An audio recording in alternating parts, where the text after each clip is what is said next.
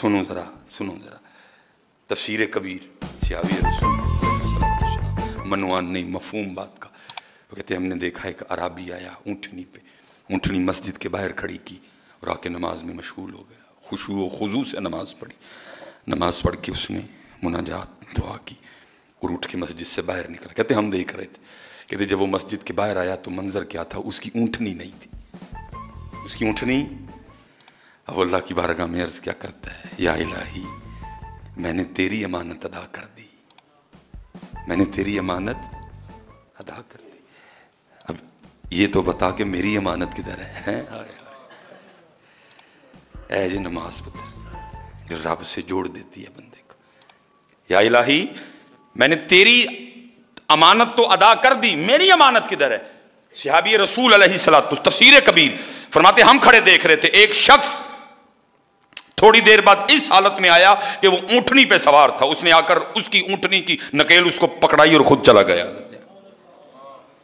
पढ़ के ते वेख कदी नमाज, फिर देख ये नमाज करती क्या है मियाँ, सीख के कदी पढ़ के वे। इकबाल ने इशारा नहीं दिया था, इकबाल ने कहा था वो एक सजदा जिसे तू गिरा समझता है, विआह ली तेरे कल टाइम, सालगिरह ली तेरे कल टाइम, यारां ली तेरे कल टाइम है, रिश्तेदारां ली तेरे कल टाइम, मसायां ली तेरे कल टाइम, मैच वेखन ली तेरे कल टाइम है, जलसियां ते जान ली तेरे कल टाइम, कबड्डी वेखन ली तेरे कल टाइम, हैडमराले जान ली तेरे कल टाइम। और मनूसा नहीं तेरे कल टाइम ते अल्लाह और अल्लाह दे रसूल वास्ते नहीं टाइम है तेरे। फिर तेरे टाइम च कित्थों बरकत, उस टाइम में बरकत किधर से आएगी जिस टाइम में सबके लिए टाइम है लेकिन अल्लाह और अल्लाह के रसूल के लिए टाइम नहीं है? उस टाइम में कैसे बरकत आएगी हजरत? और मैं देख रहा हूं हजरत, शायद आपने भी मुशाहदा किया, अल्लाह की कसम चौक के कहना, जितनी जल्दी मैंने इस रमजान को गुजरते देखा मैंने नहीं देखा कभी किसी को इतनी तेज बरकत उठ रही है ना। वक्त में बरकत उठ रही है हजरत।